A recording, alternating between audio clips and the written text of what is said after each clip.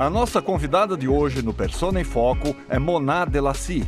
Ela começou a sua vida teatral em 1950. Portanto, são 70 anos entre palcos e telas, atuando, escrevendo e lecionando. A entrevista com a Mona será conduzida pela pesquisadora teatral Maria Tereza Vargas. O relacionamento da Maria Tereza com a nossa entrevistada vem desde os tempos da Escola de Arte Dramática, na década de 50. Não, Mona foi da primeira turma da Escola de Arte Dramática, né? Do Dr. Alfredo Mesquita. Sempre foi uma pessoa como o Dr. Alfredo gostaria que fosse. Curiosa, sempre atenta ao entorno, o que se passava na cidade, e estudiosa. Não era apenas atriz, mas ela dominava o trabalho ali com muita segurança. Temos a presença também de Hermes Frederico, que acompanha a carreira da Mona no teatro e na televisão. Ele é diretor acadêmico da Casa de Artes Laranjeiras, onde a nossa convidada lecionou durante vários anos. Eu conheço Mona pessoalmente, assim, contato pessoal, há mais de 20 anos. Eu, sendo diretor acadêmico da CAL, convidei Mona para dar aulas de literatura dramática e alguns cursos, paralelamente, de interpretação. E eu já conhecia Mona de referências de teatro, assisti Mona no teatro, assisti Mona na televisão.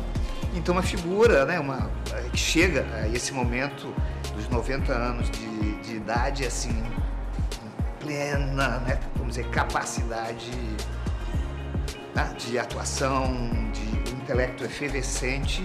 E o aspecto que eu gosto de salientar sempre é que a Mona é uma pessoa extremamente séria e rígida. E essa seriedade e essa rigidez são fundamentais para a formação de qualquer ator.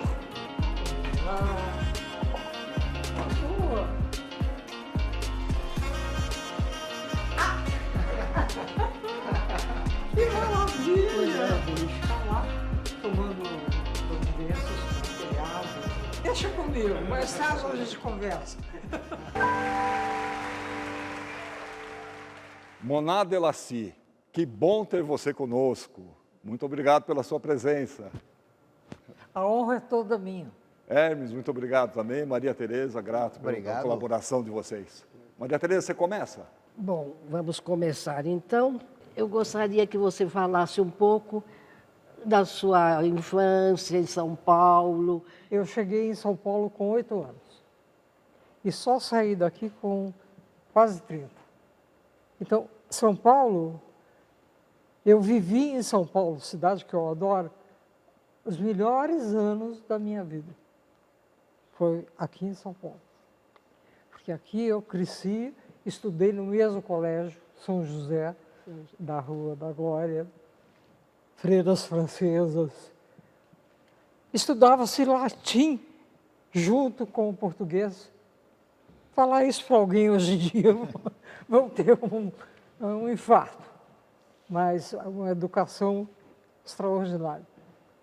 E quando eu estava com 16 para 17 anos, meu pai perdeu a fábrica de móveis. Só essas coisas loucas que acontecem, né? E eu tive que parar de estudar. Mas como eu sou traço de livro, eu ia para a biblioteca, fiz amizade com uma funcionária e ela me emprestava livros. Sim.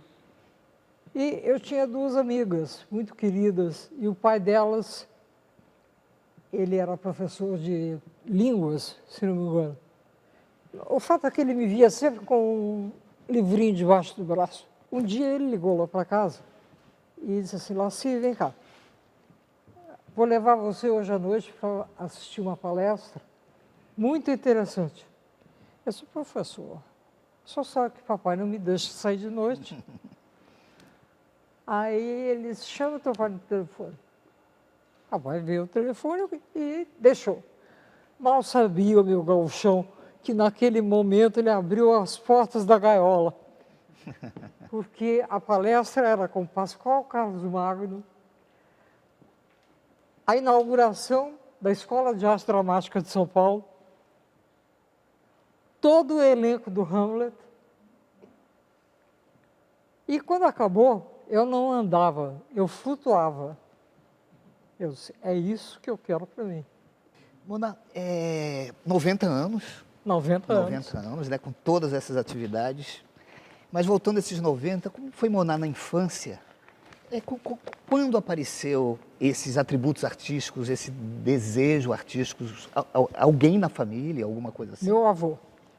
Esse meu avô merecia que se escrevesse um livro sobre ele. Porque ele veio, era de Verona, e tinha uma linda voz de barítono. Quando ele começou a ganhar dinheiro, ele ia todo ano para Milão para assistir ópera. E a mamãe seguia os libretos em italiano. A mamãe até 17 anos só falava italiano.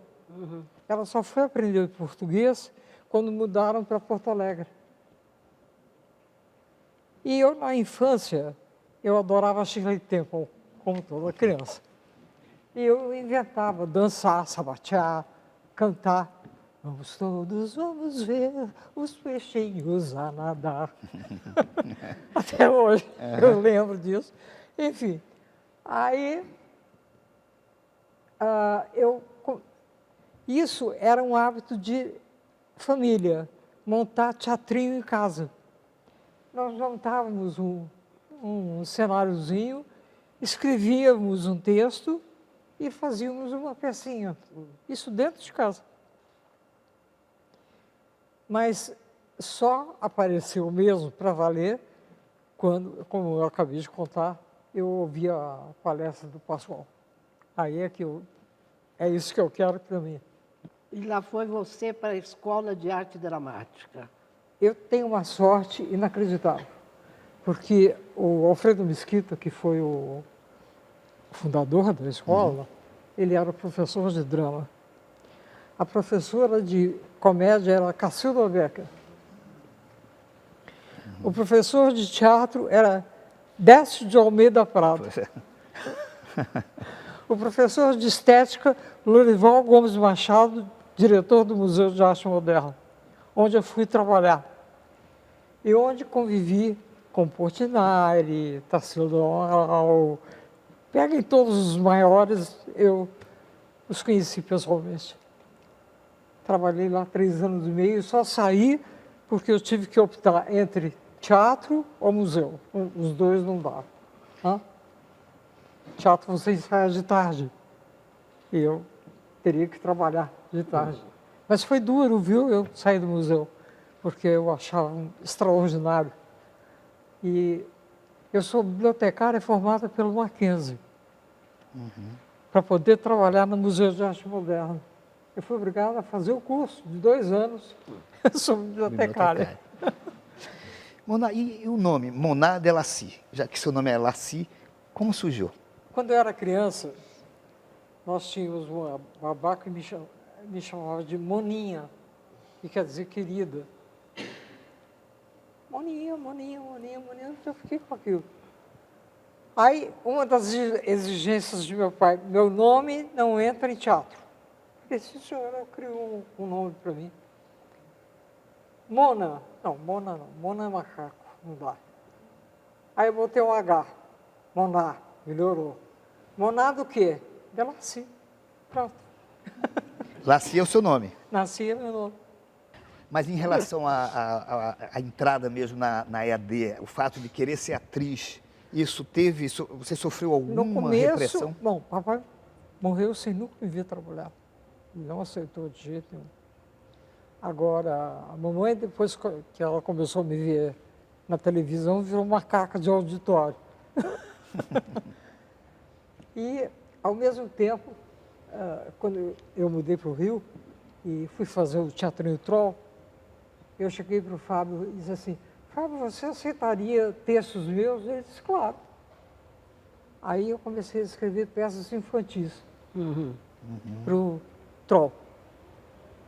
Nós temos alguns depoimentos para lhe mostrar, Moná. O primeiro deles é de um colega seu, dessa primeira turma sua, lá na Escola de Arte Dramática. Quem será, hein?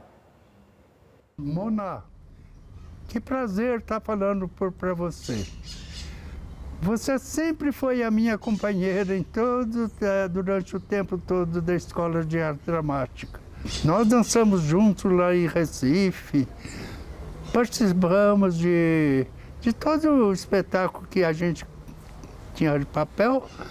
Você estava do meu lado, então você foi a minha parceira do coração. E eu tenho em você a maior estima. E as melhores lembranças também você está incluída. E forma que eu fico tão contente de estar podendo mandar uma mensagem para você. Eu mando um abraço do coração para você. Eu sempre que lembro, você está na minha memória. Viu? Um grande abraço para você. Ele tem um valor extraordinário. Ele é um pintor incrível, incrível. Ele fez vários cursos. Ele estuda até hoje. É uma pessoa maravilhosa. A EAD também tem um outro lado absolutamente significativo na sua vida, que foi o encontro com Geraldo Mateus. Foi. E com Geraldo Mateus você casou, teve 2 filhos, né? Márcio e a Cristiane Torlone. A Cristiane foi influenciada por você? A Cristiane não queria fazer teatro. Ela via a luta que era. E eu disse, não, até arqueóloga ela quis ser. Mas ela entrou naquele programa que vem dos Estados Unidos para cá, sai daqui, vai para lá. E ela ficou 1 ano lá. Quando ela voltou, ela já estava com a cabeça feita. Já começou a estudar teatro, perto de casa. E eu estava comentando isso no camarim. E tinha uma banca fantástica.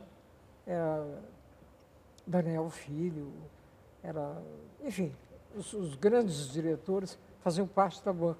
E ela fez uma cena como se ela nunca na vida tivesse feito outra coisa na vida senão teatro.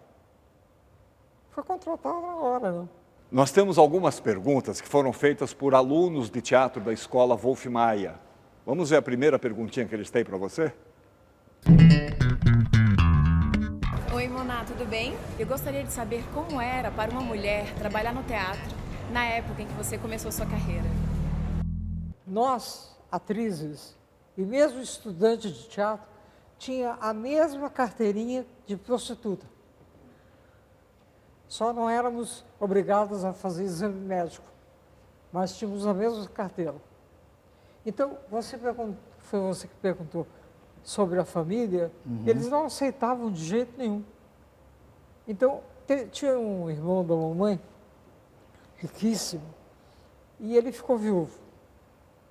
Aí ele começou a gozar a vida, isto é, frequentar os inferninhos, as piores coisas assim. Enfim, aí um dia ele foi lá em casa, imagine, foi lá em casa, acho que era um domingo, e disse assim, eu outros dias estive deu lá um nome lá qualquer, e tinha uma cantora, eu achei que era você. E se fosse você, eu ia te dar uma surra. Eu virei para ele e disse, tio, que pena que eu não era aquela cantora. Porque eu ia chamar os leões de chácara, só sabe que esses lugares têm leões de chácara, que iam lhe dar uma sova, para o senhor nunca mais esquecer. Era essa visão que eles tinham. Que eu era uma cantora, que eu era uma vagabunda, que eu... Entende? Eram assim, né? Só sabiam ganhar dinheiro. Está na hora do nosso primeiro intervalinho, a gente volta na sequência com o Persona em Foco de hoje. Obrigada.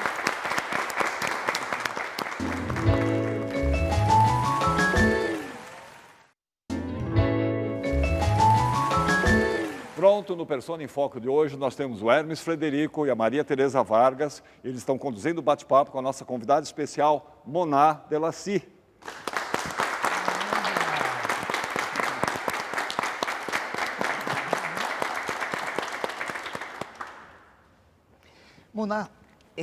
Você, o Geraldo e o José Renato Pécora foram pioneiros numa experiência teatro de arena. De arena. Como foi isso? Bom, na escola, nós montamos o Demorado a Deus, do Tennessee Williams.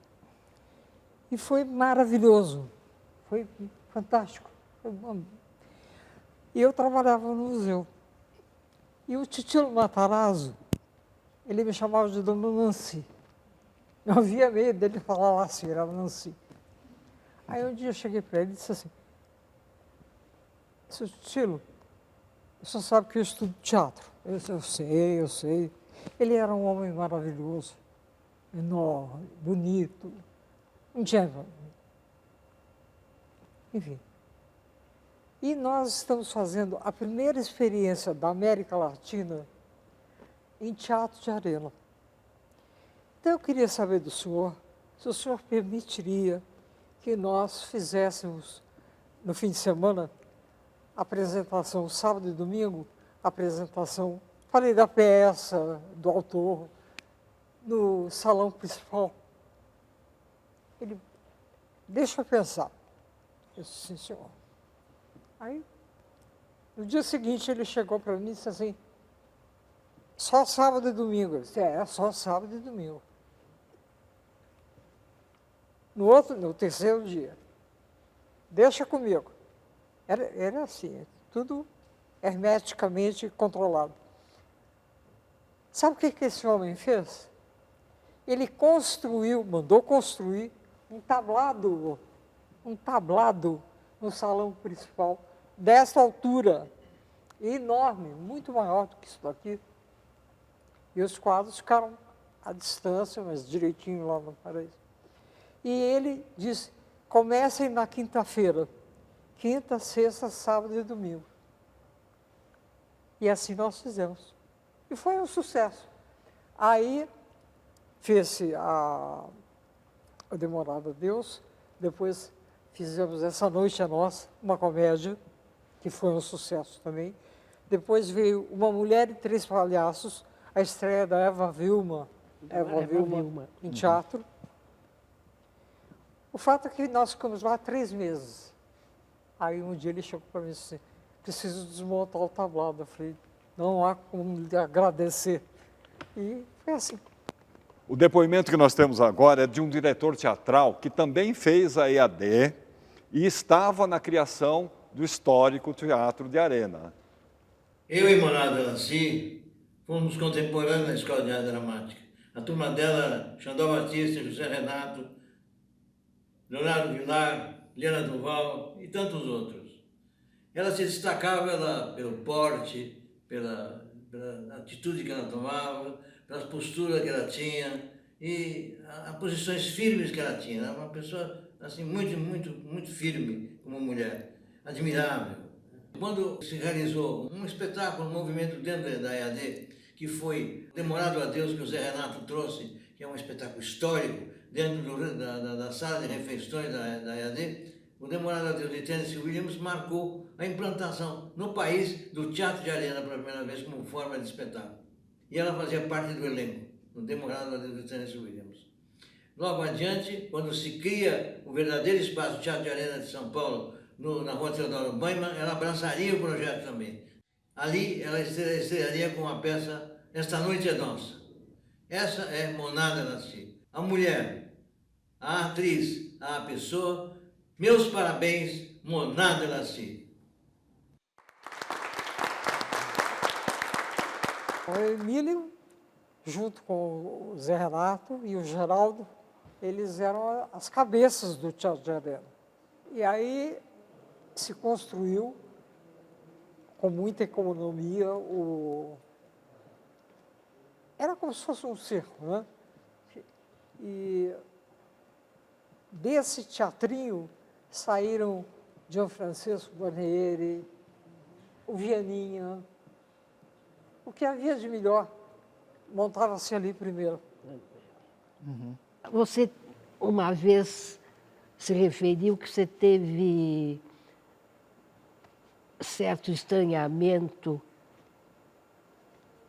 em teatro de arena que você via os pés das pessoas? Não era bem assim. Sabe o que era tão próximo? Sim. As pessoas ficavam tão juntas que uma vez eu pisei no pé de uma pessoa. Não, eu me lembro você dizer, aqueles pés me atrapalharam. Trabalhava muito, porque a gente tinha que tomar um cuidado danado quando ia mais para a direita ou mais para a esquerda. Mais uma vez eu pisei no pé de um cavaleiro que reclamou bastante. Essa proximidade do intérprete com o público, às vezes era um pouco complicada, né? Apesar de ter um lado também positivo, não é? São duas almas que estão bem próximas, né? Eu acho a experiência de fazer teatro de arena extraordinária, porque você fica no teatro italiano, tem toda uma distância, né? Tem o fosso, quando tem o fosso da orquestra, e o público fica lá longe. Então, hoje em dia, a maioria usa microfone, mas nós não, nós tínhamos que projetar a voz para ir para lá, para chegar no público. E no teatro de arena você não tinha isso. No teatro de arena você podia até sussurrar e ninguém perdia nada. Então é um teatro intimista, um teatro que saía de dentro das entranhas. E a gente sentia, da mesma forma, que o público estava dentro do tablado. Não sei se foi o Zé Renato que disse, a gente até podia pedir para eles acenderem o nosso cigarro. Exatamente. Exatamente. Era uma comunhão, sabe, entre nós e vocês. Moná, a gente estava falando assim, EAD, né? Teatro de arena, e nos anos 50, você esteve no Teatro Maria Della Costa e no TBC, né? O Teatro Brasileiro de Comédia. Como é que foi esse momento no Maria e no TBC com aqueles diretores italianos? Sensacionais. Era o Gianni Ratto, que já tinha uma carreira fantástica na Itália, e ele veio e montou a história de Joana d'Arc, com um cenário dele fantástico. Isso no Maria Della Costa. Não, Maria Della Costa. E eu fazia a mãe da Maria. Um papel muito lindo, muito bonito. Mas nós ficávamos em cena o tempo todo. O tempo todinho nós ficávamos em cena. E conforme chegava a hora, o personagem levantava e se apresentava e representava. Moná, você falou na moratória, o Décio de Almeida Prado se refere à moratória como o ápice, o grande momento do teatro que ele viu. Olha, Hermes e Maria Teresa, a moratória era uma história verídica. Os fazendeiros perderam o café, que houve uma moratória do governo, e todos eles ficaram arruinados. Então, é este momento, nessa família do interior, que era riquíssima, e perde absolutamente tudo. Então, as interpretações, veja bem, Fernanda Montenegro, sensacional. Elísio de Albuquerque, que toda noite era aplaudido em cena aberta. Toda noite. Um ator sensacional. A Wanda Cosmo,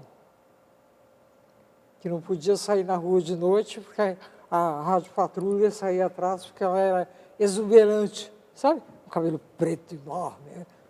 Fazia a tia rica que nega dinheiro para eles. Mas é uma peça escrita com o coração. Dentro do cenário teatral da época, ou você levava peças estrangeiras, ou as experimentais do Teatro de Arena. E a moratória foi um assunto brasileiro, nacional, aqui, no momento, agora, de gente sofrendo ali naquele momento. O Sérgio Brito participava, fazia o noivo da Fernanda, que desmancha o noivado quando ela fica pobre, e ela passa a costurar para sustentar a família toda. Uma peça inacreditável, maravilhosa. E o TBC? E o TBC, quando eu fui convidada pelo Ruggiero Jacobi, que foi meu professor na escola, e eu o atendia quando trabalhava no museu, porque eu passei a lidar também com a parte de cinema. E o Ruggiero era um gênio. Ele aprendeu português e em 2 meses já falava português perfeitamente. Muito interessado no Brasil, né? Muito. Na cultura brasileira. Né? Mas ele era realmente uma pessoa, um ser vivo, entende? Que quer saber de tudo. Exatamente isso que você está falando. Ele se interessava pela como o brasileiro vivia, o que ele fazia, como é que ele ganhava vida. E achava o nosso teatro triste. Ele achava muito triste. Mas ele me levou para o TBC. Eu fui fazer 13 à mesa, uma comédia, com 13 pessoas em cena. Colotran, Os diretores italianos foram muito importantes também, né? Nossa, não é? Não só para o Teatro de São Paulo, mas como no Brasil. Mas, para mim, o maior de todos, continua sendo o Celli. Por que, Mona? Porque o Celli, além de amar teatro e conhecer teatro profundamente, ele tirava de um ator o que o ator nunca imaginou ter dentro de si. Tinha um ator que eu estou aqui quebrando a cabeça para me lembrar o nome dele, Felipe Wagner. Ele escolheu, sabe-se lá Deus por quê, que o Felipe ia fazer o Iago na estreia da Companhia no Rio, no Teatro do Sino. Ele ensaiava com o Felipe, sozinho com o Felipe, 4 horas. E foi a melhor coisa que o Felipe fez na vida. Aí depois você fez várias peças, né, no Rio de Janeiro, anos 60, 70. A Cristiane te acompanhava, né, nos... Vou te dizer uma coisa, a Cristiane entrou no TBC, no colo, e saiu andando. Nós ficamos com uma peça de teatro chamada A Rua São Luís, e eu tinha um camarim enorme, porque a gente era no subsolo, os camarins. E o meu era enorme, tinha até fogareiro. Então eu levava Márcia e Cristiane. Vejam vocês, nós trabalhávamos terça-feira, quarta-feira, quinta-feira 2 sessões, sexta-feira, sábado 3 sessões e domingo 2. Então, as crianças com vocês. Iam comigo. Isso sempre com o público. Lotado. É que não tinha televisão ainda. Mas as pessoas iam para o teatro. Mona, mais uma perguntinha de um estudante de teatro. Vamos ver o que ele quer saber, hein? Oi, Mona, tudo bem? A gente tem uma mania muito legal aqui de fazer rituais antes de entrar em cena. E eu queria te perguntar qual é a sua mania ou qual o seu ritual antes de preparar para cada cena. O ritual, eu sempre cheguei 2 horas, 2 horas e meia, 3 horas antes e lia a peça de cabo a rabo antes de entrar em cena. Lia toda a peça. Fazia minha maquiagem, trocava de roupa, aquela coisa toda, mas lendo a peça. É muito engraçado, eu estava comentando com o Hermes, que no TBC, ou onde quer que fosse, até em estúdio de televisão, não tinha babá, eu levava os filhos. E nem eles, eu deixava eles brincando e eu lendo a peça. Era um ritual. Cristiane faz um ritual até hoje. Ela vai, faz expressão corporal, vocal, essa coisa toda. Gente, nós temos mais um intervalo agora, é rapidíssimo. Voltamos na sequência com o Persona em Foco.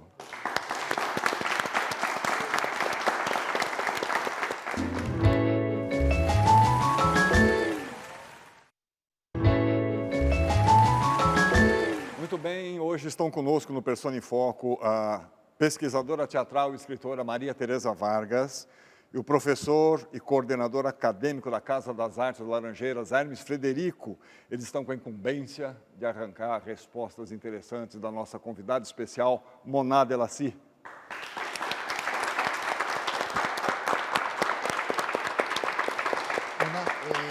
Você também fez cinema, né? E dentro da sua trajetória cinematográfica, você fez Nelson Rodrigues. 2 vezes. Perdoe por me traíres e Bonitinha, mas ordinária nas 2 vezes. 2 vezes. Como é que foi o Nelson na primeira vez e o Nelson na segunda vez? Já havia uma diferença? Fazer Nelson Rodrigues, para mim, é uma coisa muito especial. Porque ele fala a nossa língua. O nosso desbocamento, as nossas raivas, os nossos ódios, as nossas invejas. Entende? Uhum. Ele não sublima ninguém. Ninguém é sublime, Nelson Rodrigues. Todo mundo é pé na terra. É gente como gente. Por isso que eu adoro Nelson Rodrigues. Além da imensa poesia que surge dessa aparente imundície. Sobre a Lira dos 20 anos, vocês tiveram problemas? Foram hostilizados por quê e como? A Lira era uma peça de vanguarda. Uhum. Só com jovens, eu era a mais velha do grupo. Do que tratava a peça? Do que tratava a Lira dos 20 anos? Era um rapaz que dizia à mãe que era homossexual. E ela era pianista. Eu tocava no vácuo, não tinha piano. Então, a única pergunta dela é, eu dizer, e os filhos? Não, mamãe, a gente adota, a gente vai criar filhos. Mas, para a época, era uma pancada falar desse assunto tão abertamente. Na saída, nós nos avisaram que o CCC caça os comunistas, estavam nos esperando lá fora. E levamos bastante cacetada, mas também demos bastante cacetada, pontapé e o mais que viesse. Moná, nós temos um vídeo agora enviado por uma atriz que também trabalhou nesse espetáculo, A Lira dos 20 anos, do Paulo César Coutinho, não é isso? Vamos ver quem é. É um prazer gigante, do tamanho do mundo, fazer um depoimento para Moná Delassi. Uma atriz excepcional, uma companheira de trabalho única, uma pessoa de uma grandiosidade e como vinho, cada vez melhor, cada vez melhor. Moná, querida, um beijo do tamanho do mundo, que a gente possa fazer coisas lindas juntas e que a sua vida seja cada vez mais coberta de glória. Ela estava na Lira. E eu escondi ela atrás de mim porque ela é pequenininha. Nós fomos assistir Macunaíma, em São Paulo. Você não pode imaginar o que você tem que ver. É inacreditável. É isso que eu estou te falando. O teatro tem outras vertentes, mas todas elas válidas. Esse espetáculo dela, como encenação, é deslumbrante. Moná, quem será que enviou uma mensagem para você sobre o seu trabalho no cinema? Moná Delassi, minha querida amiga. A Moná é uma grande atriz, grande escritora, grande pintora e principalmente um ser humano imenso. Olha, nós trabalhamos juntos em alguns filmes e ela sempre me impressionou pela dedicação, pelo profissionalismo, o talento e pelo amor ao cinema, dedicação à equipe, o carinho que ela mostra para com os outros atores e atrizes. Não fala do pai, mãe. Você é exatinho, seu falecido pai. Mas exatinho, meu Deus. Devia ter metido a mão. Abaixa a cabeça, Edgar. Abaixa a cabeça. Você é uma pessoa muito querida, Moná. Eu fico feliz em participar desse Persona em Foco e nesta homenagem a você, não é? O programa fica mais rico. Nós ficamos mais ricos. Olha, muito obrigado, Moná, por tudo que você fez pelo cinema, pelo teatro brasileiro. Estou com saudade de você. Beijo. Que cuidados especiais se deve ter ao escrever para cinema? Eu acho que para você escrever para cinema, você tem que ter a visão da forma, do que vai aparecer na tela. Você está escrevendo, mas a tua cabeça tem que estar voltada para a tela. O que vai funcionar na tela, o que não vai funcionar na tela. Eu acho que cinema é isso. É aquilo que passa para o espectador através da imagem. É a imagem. Muito mais burilada do que da televisão. Você, no cinema, você está aqui, sabe, fechado. Então você pode se dedicar muito mais àquilo que você está fazendo. A temática, a maneira de se expressar, a maneira de sentir é diferente em cinema do que em televisão. O poder da imagem, né? De teatro. O poder da imagem, o poder da imagem, né? O poder da imagem, sem dúvida nenhuma. Quem será desse filme, Pureza Proibida, que mandou uma mensagem para você pelo celular, hein? Mona Delassie, grande companheira de cena. Ela trouxe para mim uma história chamada Pureza Proibida, história dela, que depois que o Alfredo Sternheim aceitou dirigir, ela, junto com ele, desenvolveram um roteiro que ficou muito bom, uma história maravilhosa. E a Mona é uma pessoa incrível, ela é uma atriz generosa, com todo o elenco à sua volta, participativa, que ajuda. Ela é uma companheira e tanto. Enfim, Mona, o que eu vou falar de você? Você é uma pessoa incrível, que você não é só atriz, você é uma artista plástica, que tem quadros lindos, premiados, tem publicação de livros. Você é completa, amiga. Sinto grande orgulho de ser tua amiga. Muito prazer mesmo falar de você. Um beijo.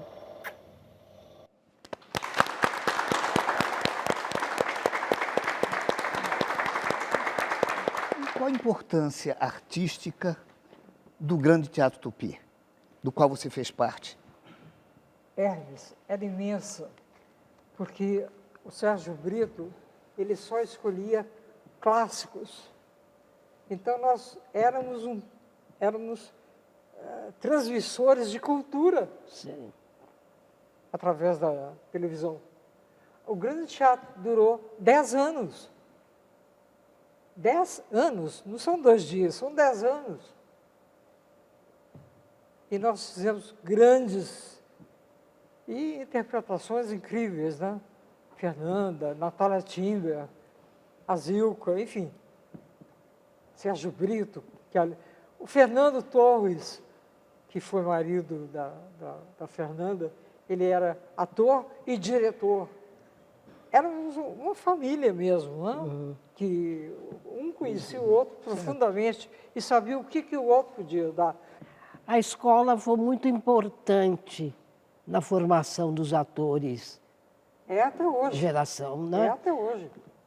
Você, nos dias que hoje correm, do celular, da alta tecnologia, essa coisa toda, você trazer essas cabeças que estão voando por aí para o mistério do teatro, a verdadeira vocação do teatro, é um trabalho... É o estudo, né? É mais do que isso. É cultura. Você tem que mergulhar na alma do aluno para ver o que está errado ali para ele sentar assim, entende? É uma loucura. Você concentrar o aluno, fazer ele saber se concentrar, não é? Perfeitamente. E você continua escrevendo? Eu tenho 3 peças e 4 livros na gaveta. Porque eu editei um livro, reeditei um livro recentemente. É esse aqui. Deixa eu fazer propaganda. Chama-se Introdução ao Teatro. Este livro aqui tem um momento em que eu faço uma gozação comigo mesmo. Quem está lendo aqui vai achar que entrou no curso errado, que entrou numa aula de antropologia, porque eu mergulho na criação do mundo, na criação do ser humano. Porque se uma pessoa não sabe como é que ela chegou até aqui, como é que ela vai fazer teatro? E vou até os dias atuais. Né? O teatro no Brasil colonial, que é interessantíssimo. Estou fazendo uma boa propaganda, estou, né? É isso aí. Nós temos o último intervalo do programa. Voltamos já já com o Persona em Foco.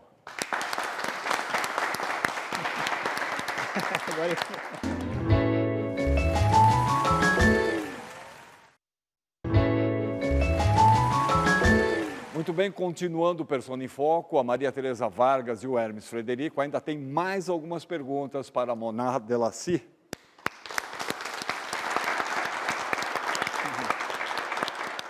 A importância do conhecimento de dramaturgia para o ator. É importante que ele conheça os meandros dos textos, né? Como é que eles... Como é diferente de uma literatura. Essa dramaturgia, essa ação, né? É um texto de ação. É da maior importância que o ator não só leia a peça toda, e o seu papel, principalmente, não é? Para que ele possa ter uma visão diferente da vida. Porque quando você cria um personagem, você está criando uma outra vida. Certo? Uhum. E não é fácil fazer isso. Aí entra o estudo, entra a dedicação, entra a abnegação do ator. É quando ele mergulha, ele consegue mergulhar dentro do personagem.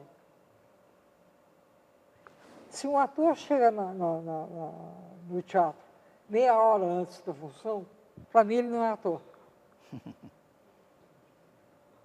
Ele só faz teatro porque é bacana fazer teatro, mas não é um ator.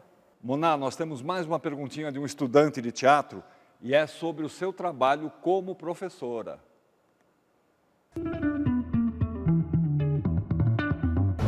Olá, Mona. Mona, como professora, o que você faz quando você vê que um aluno não tem talento nenhum? Quando um aluno não tem talento nenhum, eu chamo ele de lado e digo para ele, meu querido, escolha outra profissão porque essa não é para você.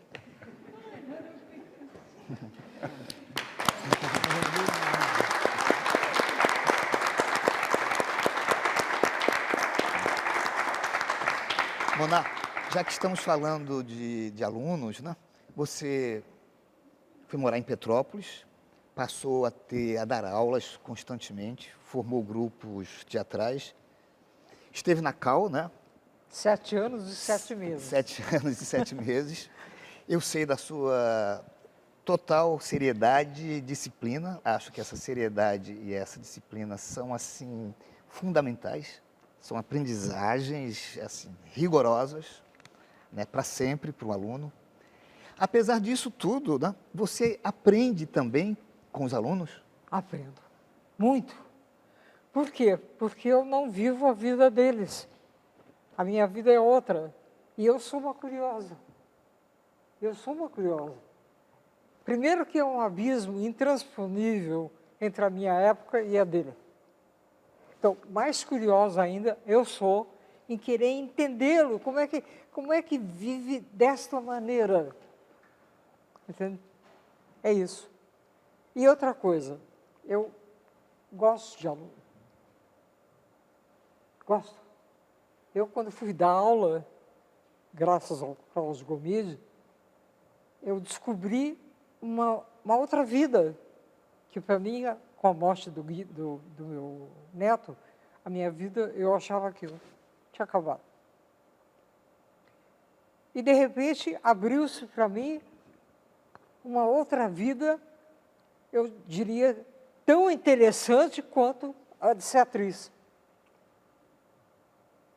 Porque ensinar é muito bom. Abrir cabeças é melhor ainda. As pessoas são impressionante como as pessoas são limitadas porque não leem, então são limitadas. Então, a minha maior alegria é abrir cabeça, deixar entrar os ventos da cultura. É isso. Mona, nós fomos buscar um depoimento de uma ex-aluna sua. Vamos ver o que ela diz, né? Eu fui da primeira turma de introdução ao teatro que a Mona abriu lá em Petrópolis. Eu lembro que na época eu tinha 13 anos, não sabia nada de teatro. Na verdade, não sabia nada de nada da vida, né? E entrei lá meio que de gaiato. E eu lembro que foi um deslumbre. A Mona abriu um novo mundo para mim, com certeza. Foi ela que me mostrou a magia que é estar em cena, me mostrou a magia que é o teatro. E foi um encantamento. Eu lembro que eu ficava ansiosa para chegar à próxima aula com a Mona, ficava contando os dias. E posso dizer com certeza que a Mona é uma das grandes responsáveis por eu ter seguido com o teatro na minha vida, com certeza. A Mona é uma grande inspiração para mim, na verdade, porque eu meio que sigo os passos dela, né? Eu me formei em artes cênicas, sigo como atriz, dou aula de teatro também, então ela é uma grande referência para mim. É uma grande mestra, com certeza. Queria dizer isso para você, Mona. Você é minha grande mestra, uma grande inspiração na minha vida. Queria mandar um beijo enorme para você, com todo o meu carinho, com toda a minha admiração. Um beijão.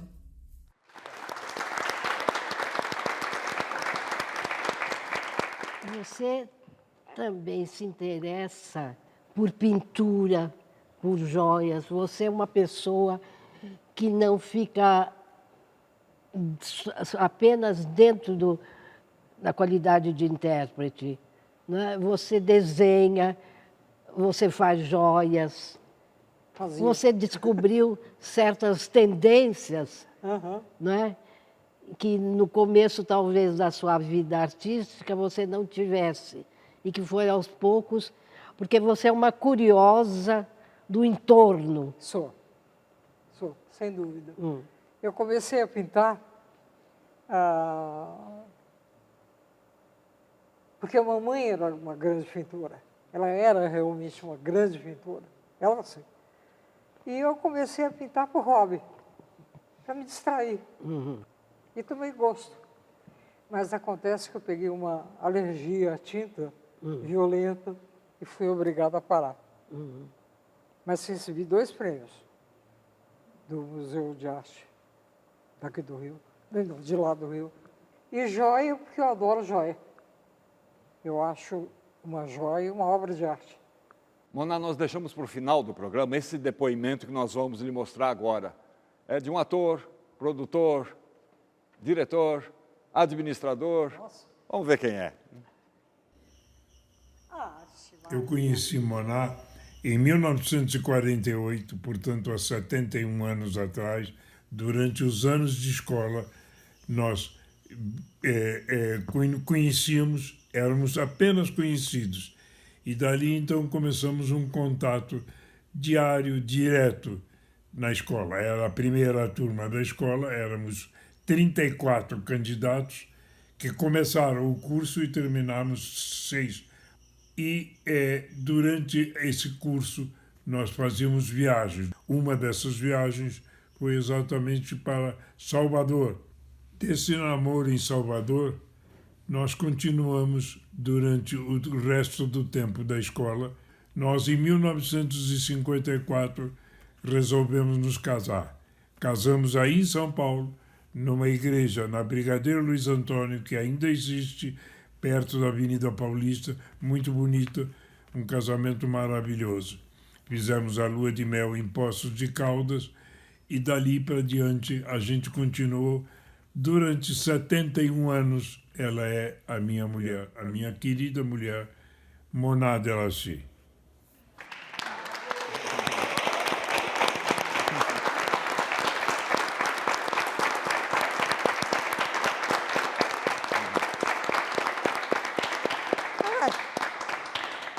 Numa dessas eu morro.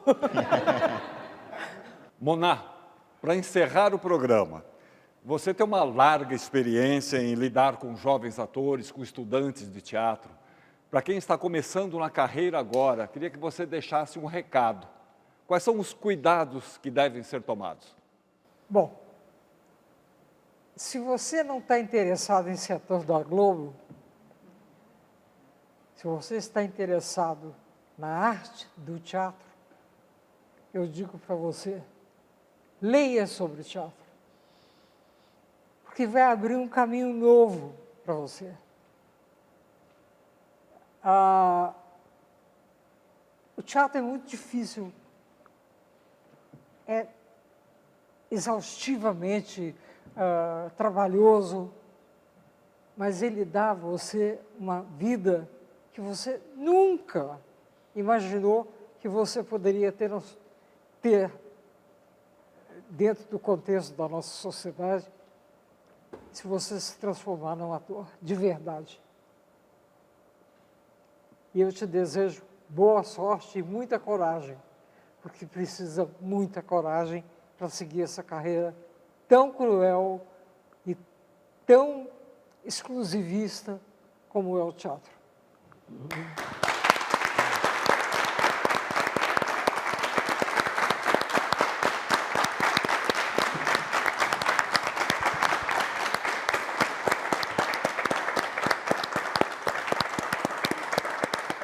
As pessoas têm que ler. Ler. E saberem observar umas às outras. Porque você observando uma pessoa, você aprende muito. São os pequenos detalhes do aprendizado de um ator que você tem que ir pirulinha, sabe?